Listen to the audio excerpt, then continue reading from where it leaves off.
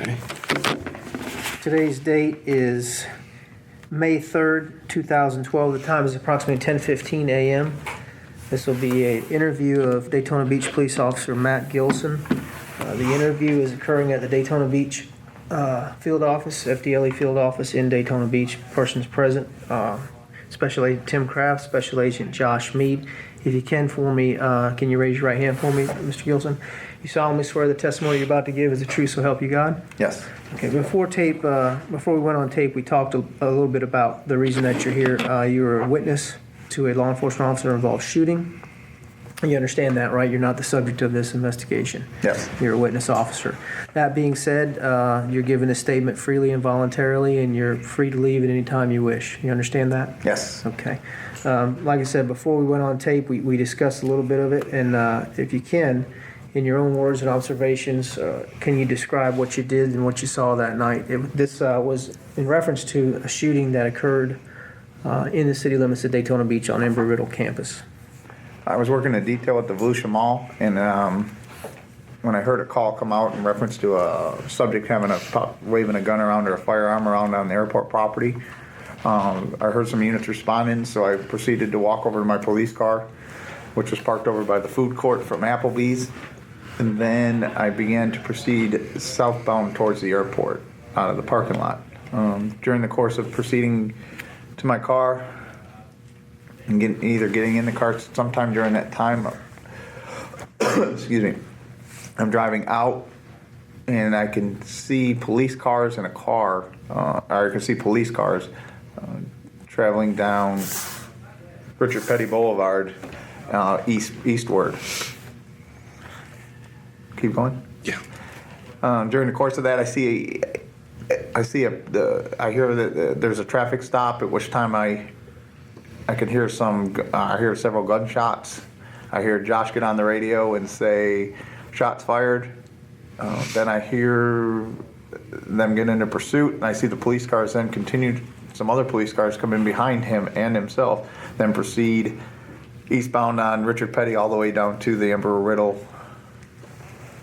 I don't know the name of that street. It's unofficially it's called Flight Line Road, but it's not marked. It's just the Embry-Riddle parking lot access.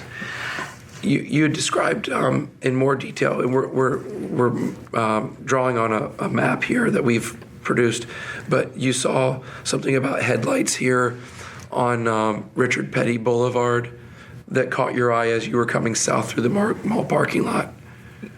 Yeah, it appeared that there was something that either went around in some type of circle, or just the light just traveled not in the normal direction of the roadway. It just appeared that there were some lights that weren't traveling in a normal straight fashion. That kind of almost went around in a 190 or 360, 180, 360. Let me back you up too. At this same time you're talking, you mentioned listening on the police radio. What do you hear again on the police radio during that time? Just after that is when I hear that there's shots fired. Okay. Did you mention there was some type of traffic stop, or what you assumed was a traffic stop? Correct. Explain that to me. He said he stopped. I know he said that his tires were out, and then When you say who are you talking Josh. about? Josh. Who is Josh? Josh Mersereau. I'm sorry, Officer Mersereau. Okay. Officer Mersereau was trying to get the tag out as he was behind him, and I could hear him say that there was a tire out. And then I heard him say that the vehicle was going to signal 4. And then I don't know exactly what transpired, but I knew he knew the vehicle was stopped. And that's when... This isn't something that you observed, that this is what you're getting off of the police radio? Correct. Okay. Go ahead, continue on. And then they continued after the first initial shots rang out there. Do you know how many shots you might have heard? No, it was multiple. It was multiple. They continued down Richard Petty. There was numerous police cars driving down Richard Petty. I could see them going east and then south and then up to that Flight Lane Road. And when I pulled up to Flight Lane Road, I parked my car right on the corner of Richard Petty and Flight Lane Road. I could see Officer Pearsall, who was just coming right off of Flight Lane Road. I could see Josh's car, which is further up south of Flight Lane Road, and I can see Officer Dill's car, which is also here, which is also just past Officer Pearsall's car.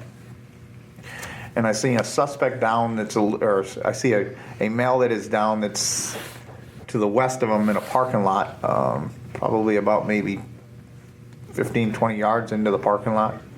And I see the vehicle, the brown vehicle, the vehicle which is somewhat up into the grassy knoll facing southwest, and there was a female in the front right passenger seat who appeared to be injured. Was the suspect, the male subject in the parking lot, was he still, could you tell, was he moving, or was he down on the ground? Was he secured in handcuffs, or? He was, I asked the police, I don't remember who the officer was, but if they were okay, and they said yes. I couldn't tell if he was handcuffed, no. Okay. And do you hear any conversation at that time, or any verbal commands or anything being given? There was conversation, but I didn't hear what it was. I was too far away. And you mentioned other officers were taking care of the unknown female passenger in the subject vehicle. Correct. Okay. And what did you guys begin doing then? We began getting the crowd to come back and trying to get the ambulances into the area. Okay. Did you ended up securing the scene? Correct. Okay. Myself and Officer Warren. Were all the officers involved that evening? Excuse me.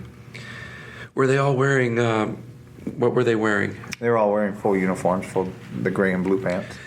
All of the vehicles involved, were they marked patrol cars? Yes, fully marked patrol cars. The only thing is, backing up a little bit earlier, prior to the first shots that you suspected of hearing on Richard Petty, you mentioned that Mersereau, what was he trying to relay over the tag number on the vehicle. Okay. He indicated that he was pursuing the vehicle, or that he was attempting to stop the vehicle. I don't know if he was pursuing, or I know that he was accelerating. You could hear on the radio he was accelerating, and he says he's trying to get the tag. Trying to get the tag, okay. And everybody was also attempting to get everybody on the same radio channel. There was maybe some communication issues earlier. Correct. The deputies initially said, the initial call says their dispatch advised that he's running through the park. They're chasing one through the parking lot. Okay. And just to clarify, when you mentioned earlier about seeing the lights, describe again how you came out of the parking lot of the mall. I came up on the map. I don't know exactly where I came up, but I came up through here somewhere, and then I went down and I came out this entrance right here, because I was going to go out this one, but I couldn't get out, so I switched it. What entrance is that? Do you know? This is the entrance in the eastern entrance, south of Speedway, the one right next to Sears, the mechanics So place. when you come out of there, you traveled eastbound on Speedway. Correct. And that's the time you observed the police lights and what you pictured to be a pursuit type situation.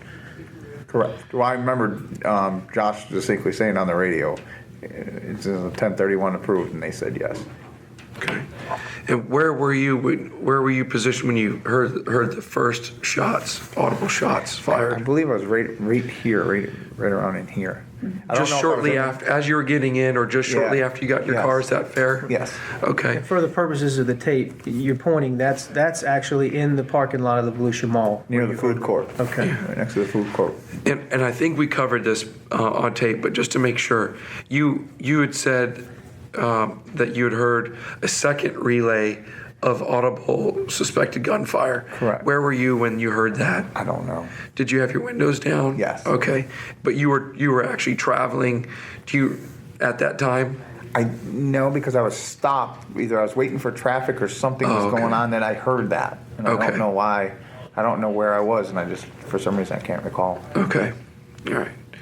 So you heard an unknown number of suspected gunfire when you're over at the mall, and then somewhere else while you were responding, you heard another volley of suspected gunfire, correct? Correct. Okay. And you never shot any rounds during this thing? No. Okay, good. Can you think of anything else that we haven't asked you that might be important that we know? No. Okay. The time is approximately 10:27 a.m. This will conclude the interview.